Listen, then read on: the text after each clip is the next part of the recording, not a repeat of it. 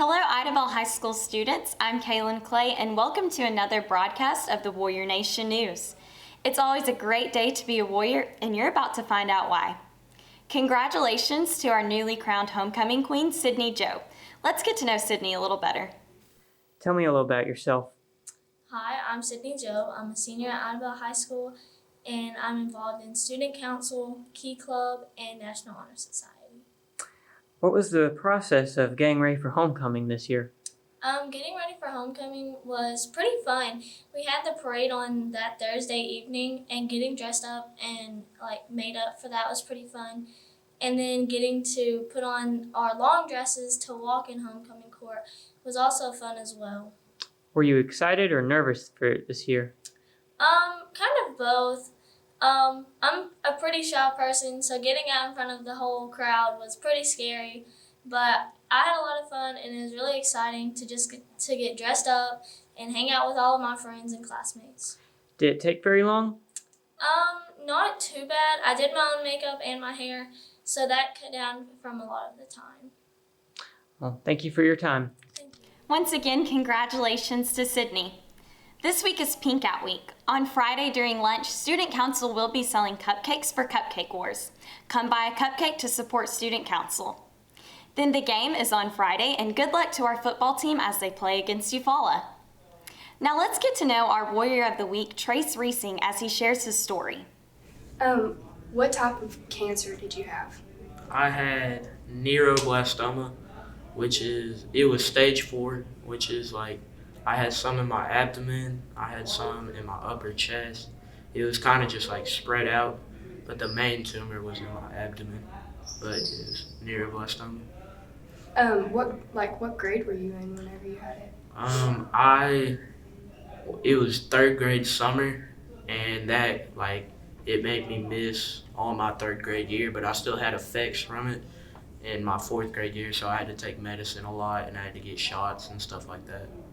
How did you figure out that you had it? My stomach was hurting really bad, which wasn't caused by the cancer. So I went to the doctor and they took a blood draw and they said I had an appendicitis attack. But because of that appendicitis attack, they figured out that I had the neuroblastoma. So it was kind of like a blessing and a curse. If I wouldn't have had the appendicitis attack, then You would have never discovered. I would have never found out about my cancer. Do you feel like it made you stronger, mentally or physically? Either way. I think physically it kind of helped my immune system with things like the flu and stuff, and mentally it just kind of made me think I beat cancer, I can do this or I can do that, or I can it just helps me get through a lot of stuff. Thank you, Trase, for sharing your story. We have an exciting new organization on campus called the Interact Club. Here's a little bit about it. What is Interact Club? So, Interact is a student version of Rotary, which is a kind of a community service organization. We would try to help our community in different aspects that it needs. Okay. Why did you bring Interact Club to Idabel? So I actually started an Interact Club when I was in high school in Tulsa, and so when I moved here to Idabel and joined the Rotary Club here, I wanted to bring one here as well when I found out there wasn't one. Is it only for Idabel students? Mainly for Idabel students, because we want it to be held here at Idabel High School, so yes. Who do interested students need to talk to join? They can talk to me. I'm Hannah McNutt. I work at the Museum of the Red River. You can find me there. Or you can talk to Miss Carolyn White. What will you accomplish with this group? I'm wanting to get the students around here involved in more community service-based activities, and that's what I want for the future of this club, to help Rotary in their own projects, such as ending polio. Don't forget to sign up for the Interact Club if you're interested. Good luck to our cross-country team as they compete in regionals this Saturday. Let's go, Zoe! Come on, Zoe! Come on, Zoe, you got this! I swear, she doesn't beat those dancing girls. Push her off the way, Zoe. There you go, Zoe! Hey, come on, you got it!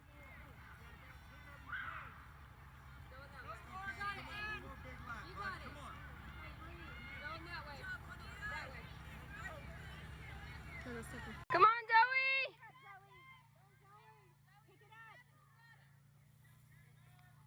Come on, Christian!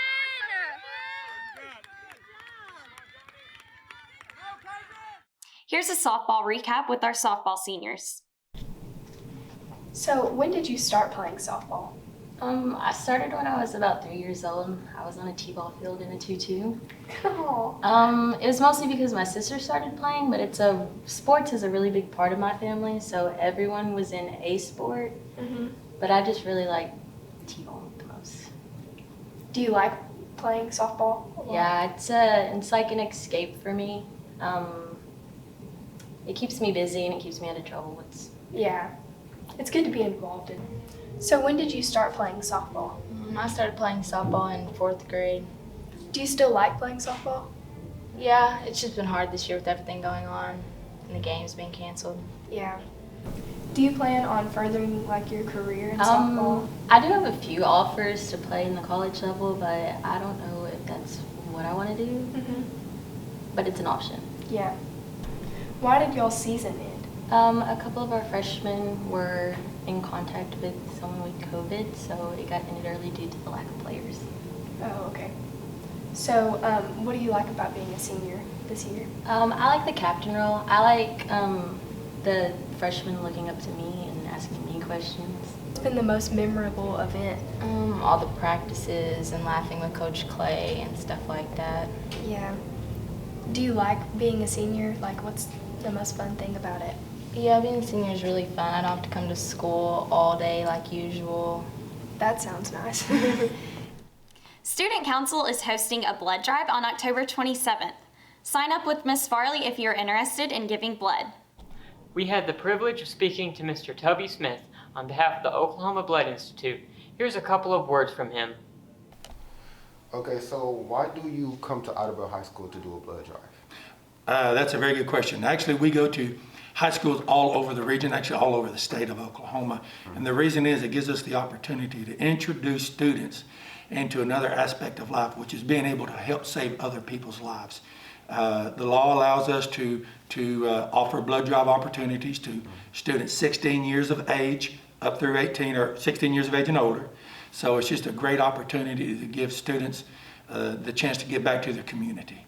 And so it's a really good thing. Yeah. Well, so why is it important to donate blood? That's a good question too. It's very important to donate blood. The one thing about it, I like to tell people, we live here in rural Oklahoma, so we've all been working around the house, and our mom or dad, or we're working on something and something breaks, and we'll say, well, we'll just use some duct tape or some baling wire and make do. The thing is, there's nothing that can make do for blood. If a person needs blood, they have to have that blood, or they will die. It is literally a matter of life and death. And every student, every person who donates blood, you have the opportunity to save up to 3 lives.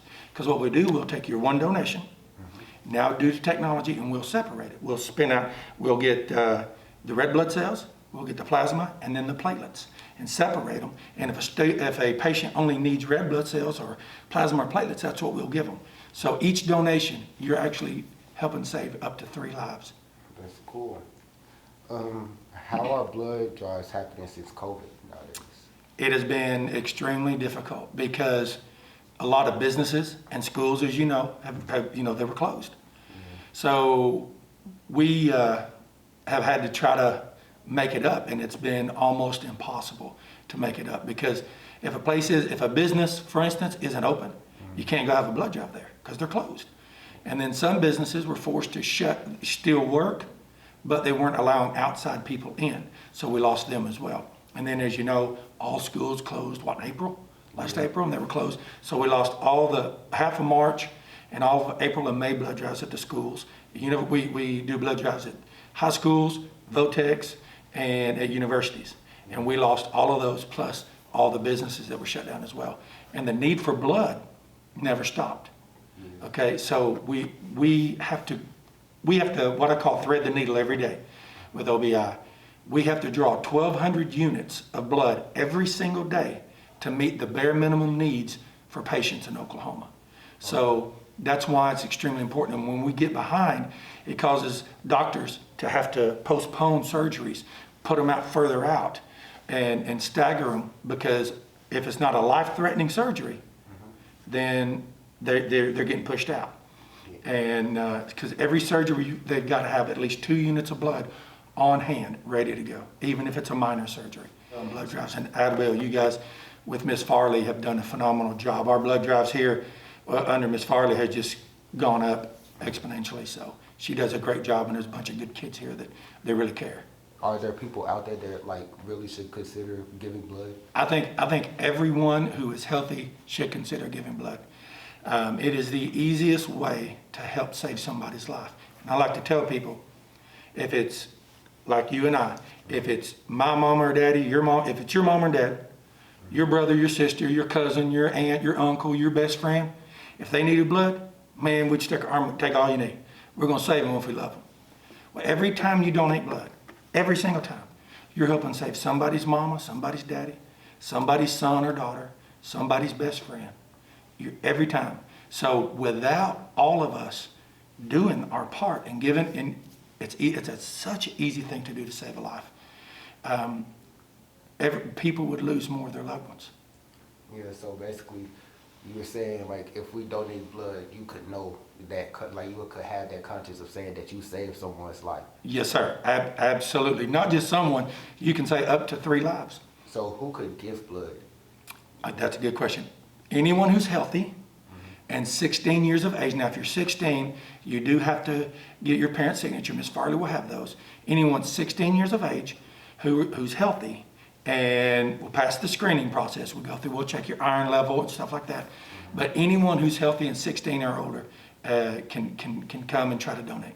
Okay.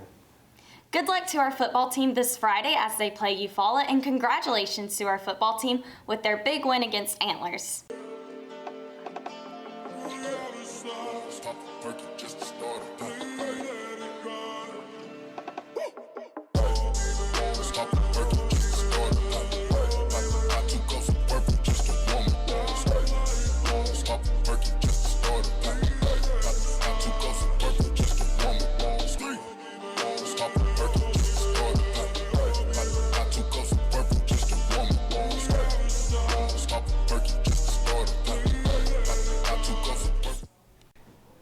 You've been watching the Warrior Nation News.